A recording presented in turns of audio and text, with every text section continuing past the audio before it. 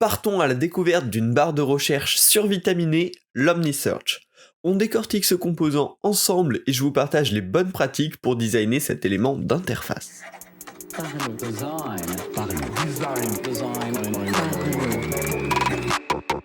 Parlons Design saison 5 est supporté par ZKS Theory, le site des product designers. Salut, c'est Romain Pochna, bienvenue dans Parlons Design pour parler de l'OmniSearch, qui est un composant hyper puissant, hyper intéressant à designer. Alors, qu'est-ce que c'est l'OmniSearch ?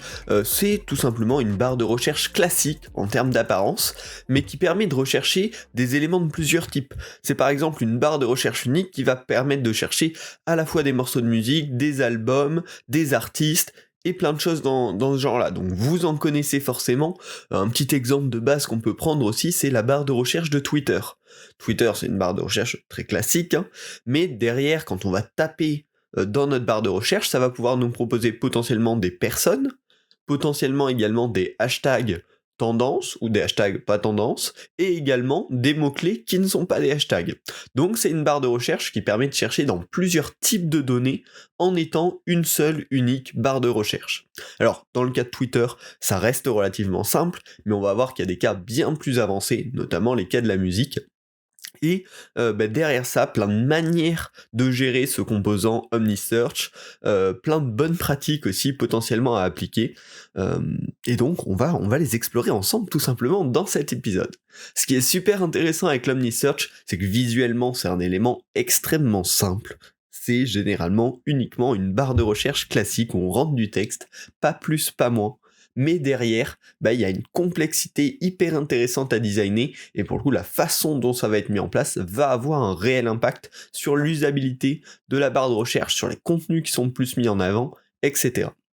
Alors, on va approfondir quelques exemples, parce qu'il y en a vraiment là 3 que j'ai repérés qui sont intéressants, parce qu'en proposant des choses assez similaires, ils le gèrent d'une manière très différente, et du coup, ça va vous donner un petit peu une idée des différentes possibilités. Alors, je vous parlais de musique tout au début, on va commencer avec Spotify. Spotify, gros géant du streaming musical, et leur barre de recherche est complètement une barre d'OmniSearch. C'est-à-dire que ça va permettre de chercher dans des tonnes d'éléments différents avec un seul endroit. Alors comment ça fonctionne chez Spotify ? La barre de recherche va directement, en tout cas sur desktop, nous afficher une page pleine avec tous les résultats, et sur cette page pleine, il y aura plusieurs modules. On va avoir un module pour les top results, qui peuvent être de tout type.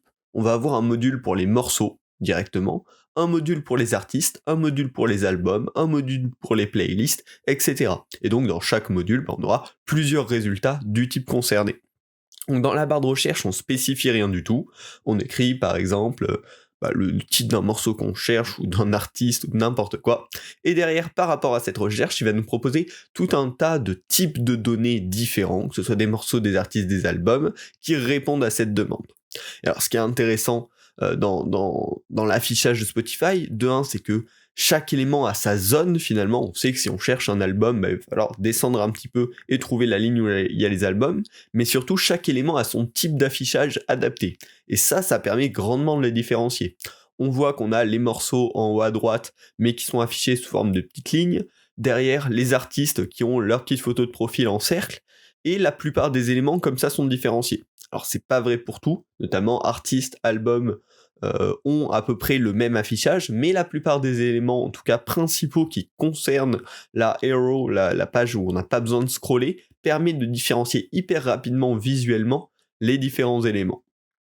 Donc c'est une première manière de l'afficher, décider de faire une page entière avec les différents éléments séparés de manière visuelle pour qu'on puisse nous aller chercher dans la catégorie qui nous convient sans le spécifier directement dans la barre de recherche.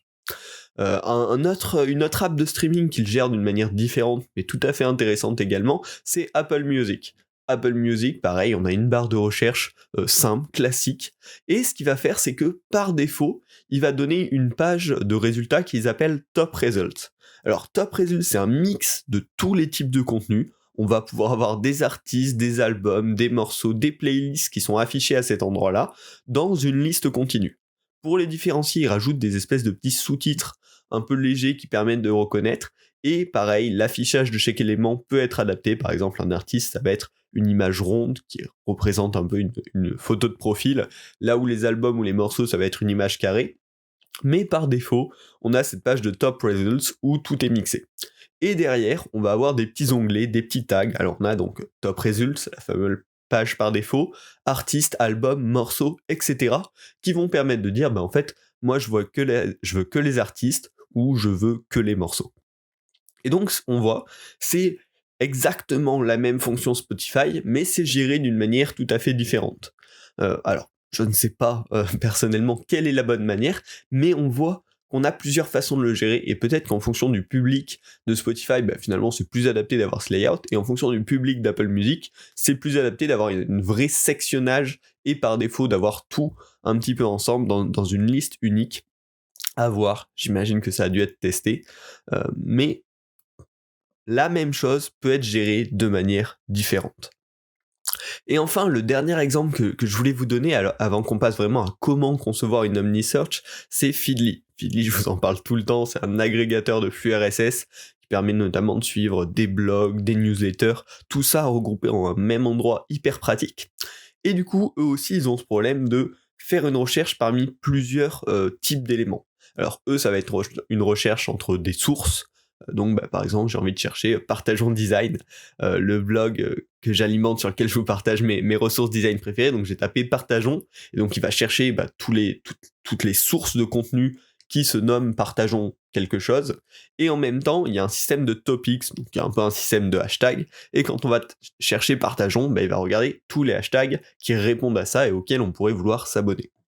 Alors, eux, le fonctionnement qu'ils ont décidé d'adopter, c'est d'avoir une barre de recherche avec proposition automatique. C'est-à-dire quand on commence à taper dans la barre de recherche, on a, comme sur Google, une proposition d'autocomplétion. Et cette proposition d'autocomplétion, elle est sectionnée. On a un petit premier header qui s'appelle Topics, avec dessous 4 résultats de Topics possibles qui pourraient répondre à la recherche. Et à nouveau, un petit sous-header dans cette barre d'autocomplétion qui s'appelle Source, et sous lequel il y a 4 résultats possibles de sources. Donc en fait, l'autocomplétion directement gère la séparation de ces différents types de contenus en affichant toujours 4 sources et 4 topics directement dans l'autocomplétion, séparés visuellement avec un petit header pour chaque section. Donc on voit encore que là c'est à peu près c'est une OmniSearch aussi, mais elle est traitée tout à fait différemment. Et là, si on envoie notre requête, si on valide notre recherche sans cliquer sur l'autocomplétion, on arrive sur une page un petit peu comme Spotify, où on a d'un côté les sources et sur la partie droite les topics. Donc voilà, il y a vraiment plein de manières de le gérer, mais ce qu'il y a à retenir, c'est qu'une OmniSearch, ça permet de rechercher parmi plusieurs types d'éléments différents dans une même barre de recherche, sans forcément spécifier quel type d'éléments justement nous on recherche. Alors, maintenant, si nous, on veut créer notre propre OmniSearch, comment il va falloir théoriser, conceptualiser tout ça? La première partie, c'est de concevoir vraiment la recherche. On commence en définissant les types d'entités dans lesquelles on veut rechercher. Si on veut faire une application de musique, on va se dire, ok, il y a des morceaux, il y a des albums, il y a des artistes, il y a des playlists, il y a peut-être des clips, il y a des reportages, j'en sais rien. Tous les types d'entités possibles qui peuvent être recherchés via cette barre de recherche. Pourquoi c'est important de les lister? Parce que en fonction de si, comme Feedly, vous avez que 2 types d'entités différentes, ou si vous en avez plutôt comme Spotify ou Apple Music 6 voire 7, on va forcément pas les traiter de la même manière. Et c'est aussi important de voir s'il y en a qui se regroupent, qui sont très proches, ou qui au contraire sont très très très différents et qu'on va pas du tout chercher dans le même contexte. Il faut réussir à le grouper et à voir un petit peu les relations entre les différents éléments pour savoir si ça a du sens de les mettre dans une même OmniSearch ou pas. Et derrière, la seconde étape, ça va être de définir les attributs qui sont cherchables. Par exemple, un morceau a un titre, une durée, un nom d'artiste, le nom des artistes qui étaient en feat sur ce morceau-là. Un album va avoir pareil, un titre, un artiste, un nombre de morceaux, des morceaux à l'intérieur, etc. Et donc il va falloir dire, par exemple, notre OmniSearch va juste prendre le titre des morceaux, le titre et la description des albums, le nom de l'artiste et ses 5 albums les plus connus. J'en sais rien. En tout cas, définir tous les attributs pour chaque type d'entité qui vont être pris en compte par la recherche. Quand on fait une OmniSearch, c'est important d'être hyper spécifique là-dessus, parce que très vite, si on dit, on peut chercher dans toute la description de tous les artistes et toute la description de tous les albums, quand on fait notre petite recherche dans la barre de recherche, forcément, les algos de recherche vont être beaucoup plus lents, et du coup, l'expérience utilisateur derrière sera dégradée. Et en même temps, la quantité de résultats qu'il recevra sera probablement hyper importante, et du coup, ça l'aidera pas vraiment dans sa recherche. Donc, c'est important d'être spécifique et de choisir finement quels attributs de chaque type d'entité seront cherchables à travers la barre de recherche. Et ensuite, derrière, il y a un petit peu 3 modes d'affichage de la recherche à prendre en compte. Le premier, c'est le fait de l'aperçu en direct, l'autocomplétion. Est-ce que pendant que l'utilisateur tape dans sa barre de recherche, il y a une autocomplétion qui se propose, un peu de type Feedly ou pas? Est-ce que c'est plutôt comme Spotify, une page complète qui va se mettre à jour dès qu'on tape nos mots dans la recherche?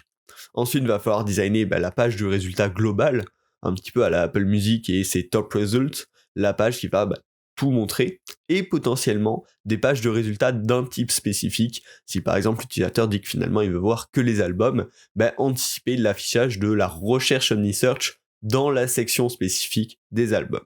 Donc ça, c'est un petit peu les 3 grosses étapes pour théoriser, pour concevoir un OmniSearch.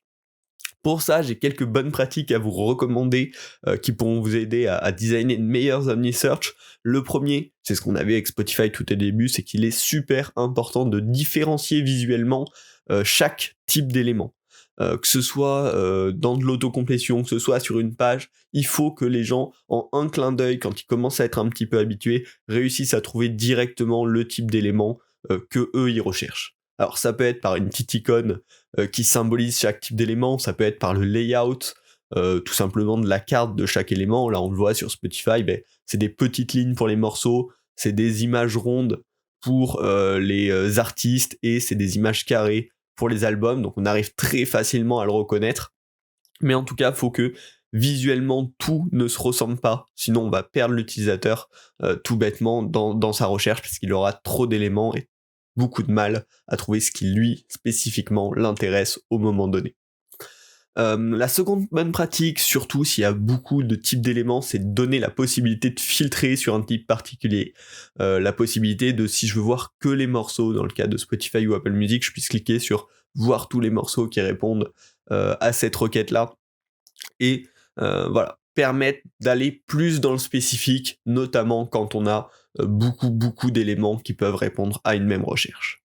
Et enfin, la dernière bonne pratique, qui est plutôt le fait de bien prendre du recul, c'est de prendre le temps de définir vraiment les types d'entités et les attributs cherchables, comme on en a parlé au tout début, pour choisir le modèle mental le plus adapté. On voit que par exemple Spotify et Apple Music, qui sont pourtant exactement dans le même milieu, fonctionnent pas de la même manière. Feedly a encore notre modèle, et plein d'autres applications ont d'autres modèles un petit peu d'organisation de cette OmniSearch. C'est important de regarder bien combien de types d'éléments différents est-ce que l'OmniSearch prendra en compte. Est-ce qu'ils sont très liés, ou est-ce qu'ils ont au contraire beaucoup de différences et ont peu de chances d'être cherchés en même temps? Est-ce qu'il y a des types d'éléments qui sont bien plus importants que les autres ou non? Est-ce que en fonction de l'appareil sur lequel on l'utilise et du type d'usage, il peut y avoir aussi des impacts comme ça, pour choisir derrière le bon modèle mental de l'OmniSearch pour que ça réponde au mieux aux besoins principaux des utilisateurs, tout en répondant aux cas un petit peu plus rares, mais qui font quand même partie de cette expérience d'OmniSearch. Voilà. J'espère que cet épisode de Parlons Design vous aura plu, vous aura intéressé, vous aura peut-être fait découvrir un petit peu plus en détail ce composant OmniSearch. Je le trouve extrêmement intéressant, parce que c'est un composant discret en soi, c'est une bête barre de recherche, mais qui est extrêmement puissant. Ça demande une vraie analyse un petit peu précise du besoin, si on veut une interface optimale pour répondre à ce genre de problématique. Et donc c'est un objet de design extrêmement intéressant.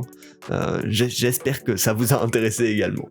Si c'est le cas, n'hésitez pas à vous abonner à Parlons Design, et puis on se retrouvera la semaine prochaine pour un nouvel épisode. Et si vous voulez plus de ressources sur le design, je vous en ai parlé un petit peu quand on a parlé de Feedly, mais toutes les semaines, tous les jours d'ailleurs, j'alimente Partageons Design. C'est un petit blog sur lequel je vous recommande les meilleurs contenus de design sur lesquels je tombe. Donc je fais pas mal de veille, et dès que je trouve quelque chose de vraiment vraiment intéressant, je vous le partage, vous pouvez vous y abonner soit sous format de newsletter, soit avec Feedly, donc je vous le recommande vraiment. Et puis je vous embête pas plus, on se retrouve la semaine prochaine pour un nouvel épisode de Parlons Design. Salut. Parlons Design.